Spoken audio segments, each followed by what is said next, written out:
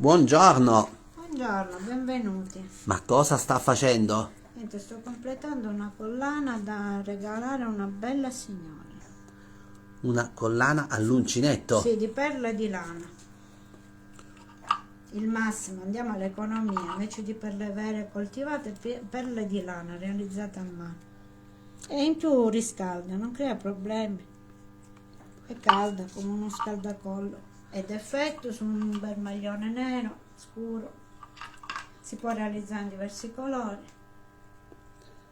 Guardate che brava la signora Carmela Anna, Grazie, troppo buono. anche perché utilizza l'uncinetto anche per Piccoli gioielli. tante altre creazioni. Sì. Le vediamo qui, guardate che belle queste coffe, e poi qui abbiamo anche una borsa dedicata a tutti gli amici di Bella Sicilia. Ma come nasce l'idea di realizzare questi lavori? È così, da un po' di fantasia, poi un po' guardando qualche tutorial e poi a volte mi viene l'idea così dal niente. Vedendo un oggetto, anche vedendo un setaccio, dico ma che cosa ci potrei mettere qui dentro? Vedendo una mailla, vedendo qualsiasi oggetto, lo trasformo. Anche un cappello, dico il cappello non serve solo per riparare dal sole o dal freddo, lo capovolgo e faccio un centro tavola, poi lo riciclo e riciclo sempre le stesse cose in diversi modi. Anche quest'anno, ad esempio, i tamburini siciliani, ci ho messo un centrino qua, ho fatto una guarnizione per l'albero di Natale, ancora quest'albero deve essere completato con le coppole, i tamburini. E qua i tamburini ci possiamo mettere qualsiasi cosa, questi sono grezzi per il momento, però lasciamo spazio alla fantasia. Prima di mostrare i suoi lavori, parliamo dell'uncinetto. Cosa serve? Serve ad arrotolare la lana, con Quindi, l'aiuto della lana, l'uncinetto, le mani, la fantasia si può fare, si può realizzare qualsiasi cosa. ecco, ci mostra come si lavora all'uncinetto. Quindi si Vabbè, inizia dal gomitolo. il gomitolo di lana che una volta era arrotolato così, le bambine si mettevano con le manine così e la mamma faceva i gomitoli, noi li compriamo già fatti. E poi adesso si chiama anello magico, ad esempio. Io purtroppo oggi ho un uncinetto che non funziona, un po' sdentato. Si fa l'anello magico, si fa il primo cosa e poi i punti catenelle, già questo 3 punti catenelle corrispondono a un punto alto e poi si fanno i punti alti, 2, 3. Da qui si può iniziare per fare la mattonella granny. Da chi hai imparato e quando? La mia mamma all'età di circa 7 anni, invece il ricamo all'età di 4 anni. Poi si tira un pochino. Quindi a 4 anni già sapeva fare il ricamo. Sì, ho un quadrettino dove mia mamma ha scritto di pugno suo 4 anni. Io poi l'ho ricamato a punto erbe, ancora ce l'ho per ricordo. Sembra strano, però quella era la realtà allora. Poi a 7 anni mi ha messo in mano l'uncinetto, ho cominciato a fare il primo plaid con le mattonelle granny e sono andata pure dalle suore a ricamare.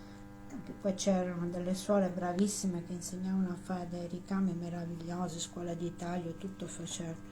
Poi negli anni 60 le hanno trasferite a Messina e purtroppo quella parte non c'è più, ci manca. Però ci sono nel paese tante persone brave che sanno ricamare, sanno lavorare all'uncinetto e ferri, fanno lavori bellissimi. Eppure quest'arte rischia di scomparire. Esatto, sì, ogni tanto si fanno dei corsi per avvicinare i bambini, perché anche i maschi a volte si avvicinano a quest'arte, però ovviamente ormai la vita è diversa, non è più quella di una volta, però lo consiglio a tutte perché io l'uncinetto l'ho lasciato dopo per motivi di studio e di famiglia, insomma, l'ho lasciato per tanti anni, poi l'ho ripreso un paio d'anni fa ed è veramente rilassante, lo consiglio a tutti perché è terapeutico. Tu in quei momenti ti rilassi, non pensi a niente, ti concentri sul lavoro, quindi ogni tanto tieni pure le mani in movimento, quindi È velocissima, sta letteralmente creando qualcosa di particolare davanti ai nostri occhi. niente di che, la cosa più semplice che possa esistere, la facevo già a 7 anni, però ormai ci ho preso la mano. Purtroppo oggi l'uncinetto non è quello buono.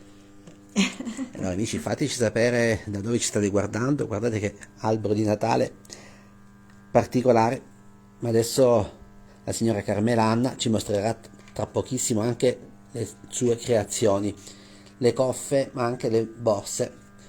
Quindi stiamo ultimando che cosa in questo No, momento? ma semplicissima mattonella granny, questa è la cosa più semplice che possa esistere.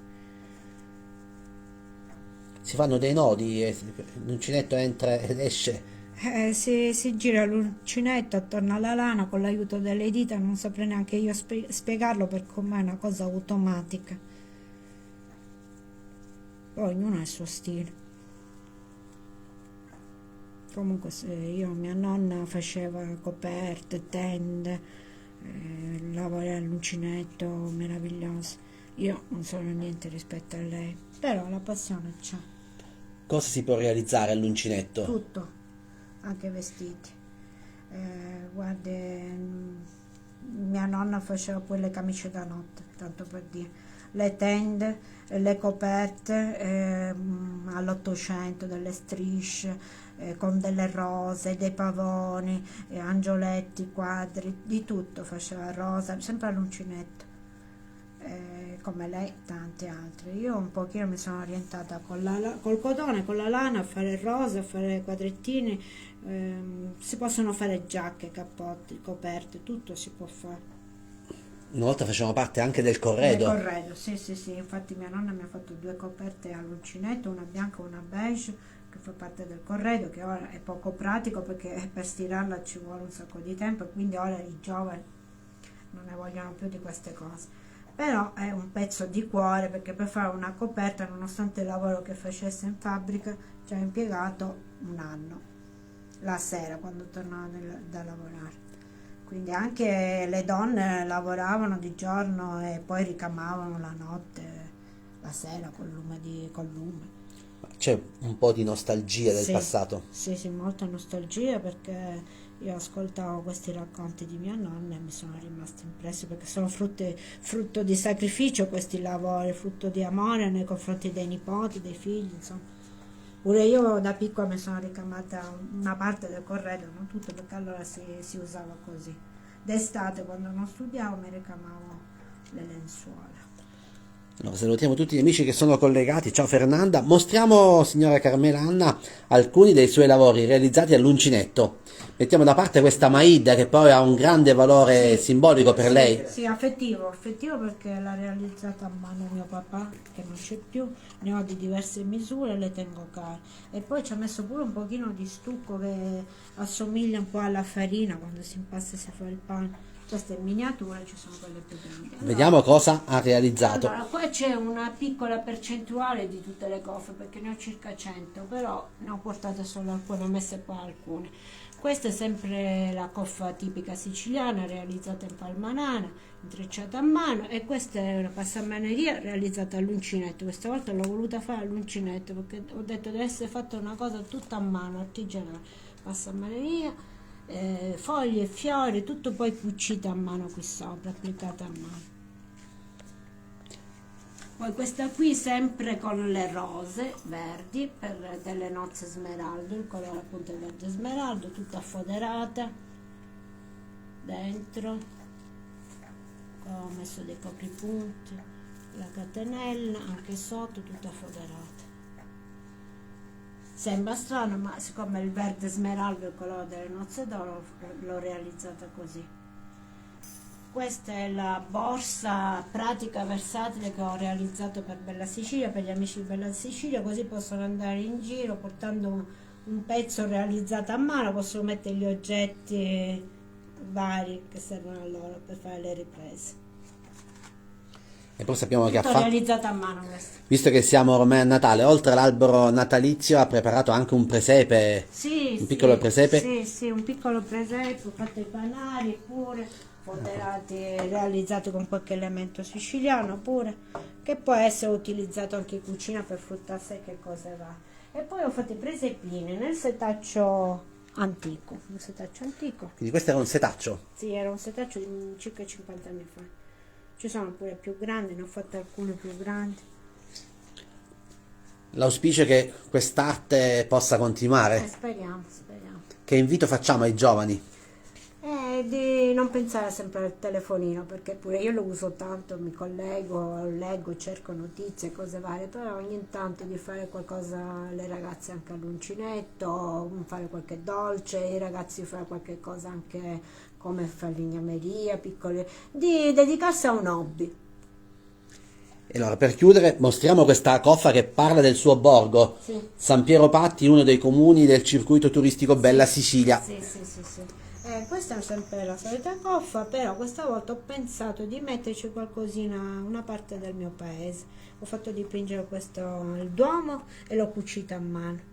Dipinto sulla stoffa e l'ho cucita a mano qui sopra. Ho fatto diversi monumenti, gioielli, perché il nostro paese è il borgo dei tesori Ecco, nascosti. visitiamo i piccoli borghi siciliani Sì, in queste venite festività. sì, venite perché si sta bene, si mangia bene, l'aria è pura, ci sono tanti capolavori da visitare, da vedere, da scoprire, tante viuzze, tante strade, ma ci sono veramente capolavori di alta artigianalità, e anche capolavori nelle chiese, nelle varie zone. Cercate, poi vi potete rivolgere all'ufficio turistico, e vi daranno le indicazioni del caso. Non resta altro che augurare buone feste. Buone feste a voi tutte e grazie, alla prossima.